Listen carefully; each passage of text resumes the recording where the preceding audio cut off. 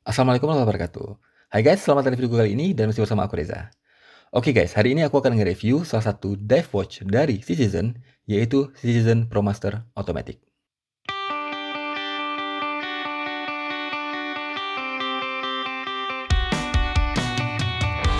Nah kayaknya nih, buat orang yang tahu jam, aku nggak perlu perkenalkan lagi lah ya nama Citizen karena udah sangat dikenal.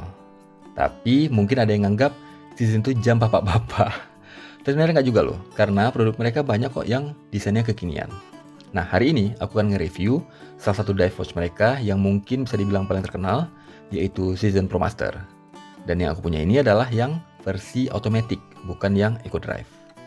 Oh ya, sebelumnya quick list check.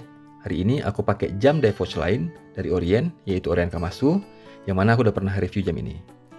Link video review Orient Kamasu ini ntar tersedia di akhir video ini. Oke guys, jadi jam Citizen ProMaster Automatic yang aku punya ini, nomor modelnya NJ0086, yang mana itu aslinya datang dengan strap silikon ini. Sedangkan ini yang lagi di jamnya itu adalah bracelet aftermarket. Karena ada juga Citizen NJ0086 ini yang datang dengan bracelet.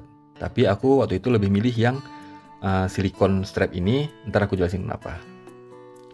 Untuk dimensinya, berdasarkan hasil pengukuran, itu diameter case-nya adalah 41,5 mm, tebalnya 12,8 mm, jarak lak to laknya 47 mm, serta lebar laknya itu adalah 20 mm.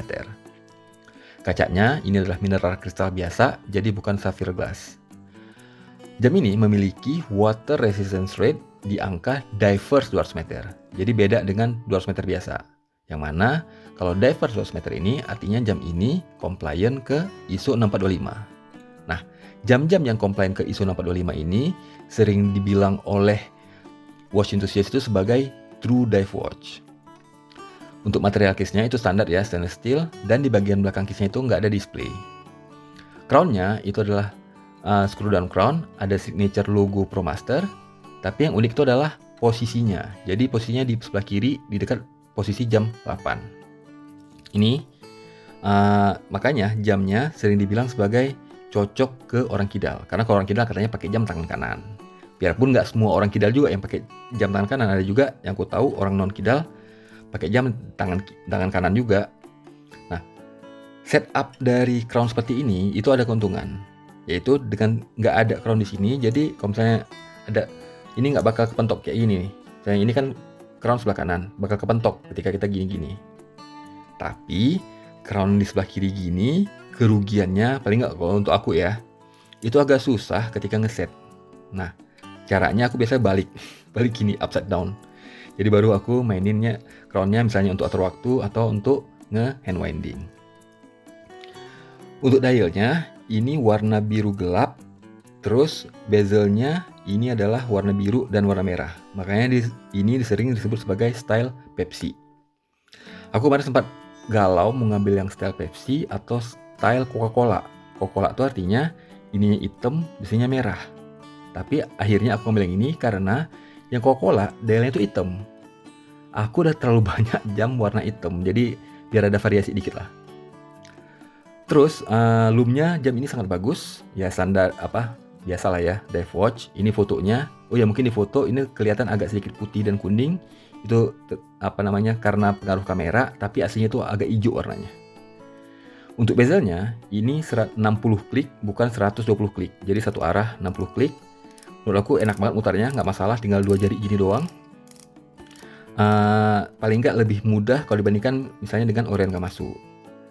Ada yang bilang, wah kenapa 60 klik doang nggak 120 klik. Gimana ya, bagi aku yang lebih penting antara 60 120 itu adalah ininya, nggak ada misalignment. Nggak kayak tetangganya Citizen itu, yang mana padahal dive watch-nya tuh terkenal banget loh. Tapi 80% dive watch-nya yang mana misalnya yang harga di bawah $500 itu ada misalignment. Bahkan yang aku dengar ada jam yang di atas $1.000 pun masih juga sesekali ditemukan misalignment. Kayak jadi ciri khas gitu. Kalau nggak misalignment berarti nggak original. Parah banget. Oke, balik lagi ke jam Citizen ini. Kayak aku bilang tadi, strap bawaannya adalah strap silikon ini. Dan mungkin kalian bakal nanya, kok bisa nggak ada any limits? Nah, yang ada tulisan any limits itu adalah jam Season Pro Master untuk keluaran yang lama. Yang mana waktu itu keluaran yang lama itu movementnya itu masih kaliber 8203. Sedangkan keluaran yang baru itu movementnya adalah kaliber 8204. Aku udah punya juga sih ini strap aftermarket untuk ND Limits, tapi sesekali aku pakai antara kadang-kadang mudi deh, mau berselet atau mau ND Limits. Oh ya, tadi aku udah sebut kaliber jam ini adalah 8204. Itu khusus untuk jam-jam Season Pro Master Automatic keluaran 2 tahun terakhir ya. Sedangkan kalau keluaran lama itu masih 8203, yang mana 8203 itu nggak ada fitur hacking. Handwinding ada tapi nggak ada hacking. Sedangkan kaliber 8204 di jam ini itu udah ada hackingnya. Dan Citizen upgrade movement ini tanpa naikin harga loh. Harganya tetap. Beda banget ya sama sekali lagi tetangga yang tadi, kena lagi tetangganya. Soalnya jujur aja aku agak empet sama tetangga Season itu, kayak greedy gitu. Jadi SKX yang sangat terkenal itu di discontinue, terus ditaruh penggantinya yang Vice Sport itu tuh oke, kalibernya di upgrade, udah ada hacking dan handwinding, tapi nggak true dive watch lagi, turun malah water resistance-nya tuh ke 100 meter. Dan kalau kita sekarang mau true dive watch-nya tetangga Season itu yang compliant ke ISO 625, kita tuh harus beli line Prospex yang mana harganya tuh $400 ke atas. Itu paling nggak di sini ya, aku nggak tahu kalau di Indonesia. Tapi ironisnya masih dipakein kaca hardlex sudah harga segitu, dan yang paling penting masih misalignment. Aduh kacau banget. Makanya lama-lama aku agak ragu loh. Aku belum pernah beli dive watch mereka karena itu. Jadi kalau mau bagus possibility tanpa ada misalignment itu kita harus beli yang $1000 ke atas. Tapi kok kita jadi bahas tangganya itu ya. Oke, balik lagi ke movement jam ini. Jadi jam kaliber 8204 ini, yang di jam ini itu memiliki dual jewels, bekerja di 21.600 bph, power reserve-nya sekitar 42 jam, serta memiliki fitur handwinding dan hacking seperti yang aku bilang tadi. Nah, akurasinya itu berdasarkan spek dari Citizen itu di angka -20 sampai dengan +40 detik sehari. Tapi berdasarkan pengalaman aku pakai serta hasil pengukuranku di aplikasi HP, itu adanya di range +2 sampai dengan +5 detik per hari. Ini bagus banget loh. Berarti Citizen meregulasi movement jamnya dengan baik. Tapi ini salah satu ciri khas dari jam Jepang memang. Oke, soal opini aku terhadap jam ini, aku bisa bilang jam ini tuh super banget untuk sebuah true dive watch di harga belinya. Jujur dulu aku sempat ragu untuk beli jam ini, lama banget aku mikir beli nggak ya jam ini. Karena kacanya bukan safir. Tangan aku agak-agak super aktif dan punya kecenderungan bikin baret jam kalau bukan safir. Ada sih memang keluaran baru dari Season Pro Master yang otomatis yang safir, yaitu NJ0141. Tapi masalahnya guys, diameternya itu 44 mm men. Jadi untuk tanganku yang 17 cm itu terlalu gede. Harganya padahal nggak beda jauh loh. Jadi NJ0141 itu hanya 20%-an lebih mahal ketimbang jam ini. Jadi value for money itu bagus banget. Dan ini beda kasus lagi dong sama tetangga Season tadi kena lagi. Jadi tetangga Season itu giliran nge-upgrade safir, harganya tuh bisa beda 100% loh. Sorry ya tetangga Season ini kena terus. Jadi jadinya kayak video nge-troll tetangga Season ya. Karena kemarin juga aku pas nge-review Vostok juga ada kesebut.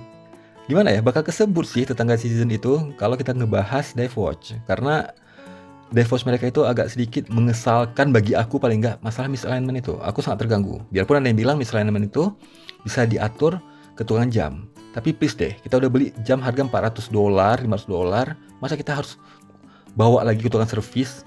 Kenapa nggak dari awal di set dengan bagus? Oh ya, balik ke yang NJ0141, itu andaikan aja itu ukuran sama, aku bakal ambil, biarpun lebih mahal 50% sekalipun. Tapi, gimana pun, buat teman-teman yang punya lingkar tangan gede, misalnya 19 cm ke atas, 19, 20, 21, itu masih bakal cocok loh pakai 0141 itu, jadi aku bisa rekom juga. Terus jam Citizen NJ0086 ini, itu nyaman banget dipakai.